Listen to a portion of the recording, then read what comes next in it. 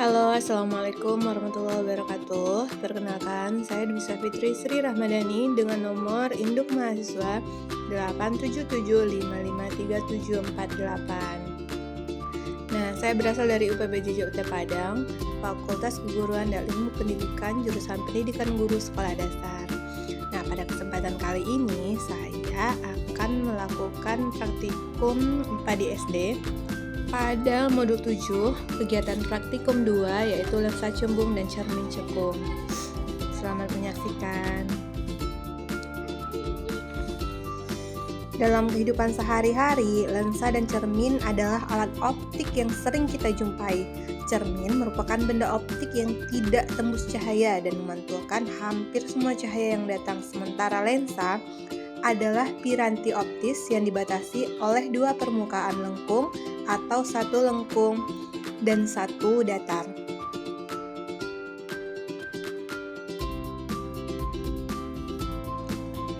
Tujuan percobaan yaitu pertama menentukan jarak titik api dan kekuatan lensa dari lensa cembung. Kedua, menentukan jarak titik api dari cermin cekung.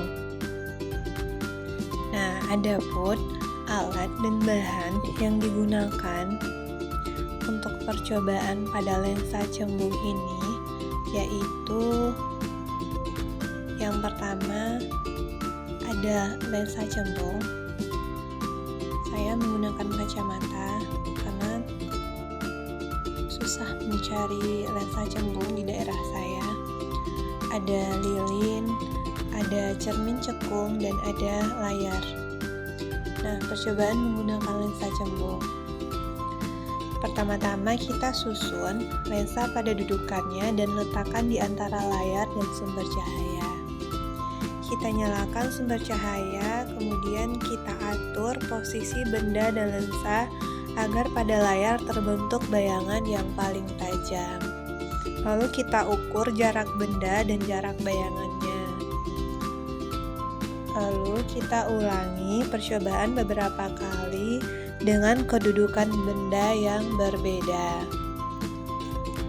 Nah, jarak benda yang pertama yaitu jarak 5 cm dengan jarak bayangan yang dihasilkan yaitu 4 cm.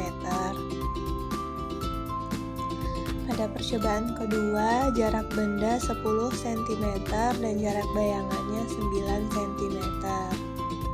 Nah, percobaan ketiga yaitu jarak benda 15 cm dan jarak bayangannya 15 cm.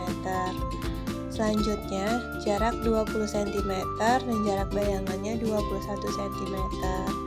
Nah, yang terakhir jarak bendanya yaitu 25 cm dan jarak bayangannya yaitu 24 cm.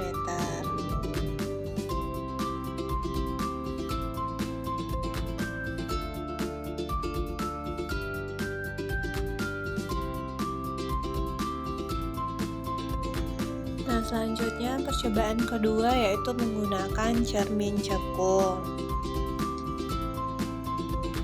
Alat dan bahan yang digunakan yaitu ada cermin cekung, lilin, layar yaitu kertas HVS, dan kita menggunakan penggaris juga.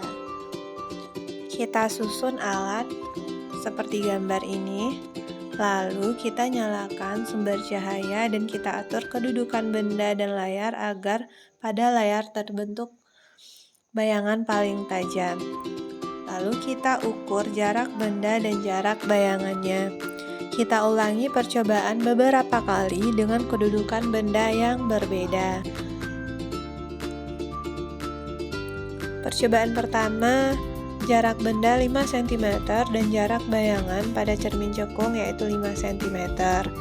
Percobaan kedua dengan jarak benda 10 cm dan jarak bayangannya 10 cm. Dan percobaan ketiga yaitu jarak benda 15 cm dengan jarak bayangan 15 cm. Percobaan keempat, jarak benda 20 cm dan jarak bayangannya 20,5 cm. Dan yang terakhir, jarak benda 25 cm dan jarak bayangannya 24,5 cm. Secara umum, dari kedua hasil percobaan menunjukkan bahwa cermin cekung dan lensa cembung dapat digunakan untuk membentuk bayangan nyata, asalkan benda diletakkan di luar titik fokus mereka dan jarak fokusnya dapat ditentukan secara konsisten menggunakan persamaan yang sama. Nah, ini merupakan tabel hasil pengamatan menggunakan lensa cembung. Terdapat 5 kali percobaan dan 5 kali percobaan dengan menggunakan cermin cekung. Nah, kesimpulannya berdasarkan pengamatan yang telah kita lakukan, pertama, semakin jauh jarak fokus maka keakuratan atau kekuatan lensa semakin kecil. Yang kedua, semakin dekat jarak fokus maka keakuratan atau kekuatan lensa semakin besar. Dan yang ketiga, titik api lensa positif yaitu cembung merupakan titik potong berkas sinar bias jika sumber cahaya berada jauh tak terhingga. Terakhir, titik api cermin cekung merupakan titik potong berkas sinar pantul jika sumber cahaya berada jauh dan tak terhingga. Demikian video praktikum dari saya. Terima kasih sudah menonton.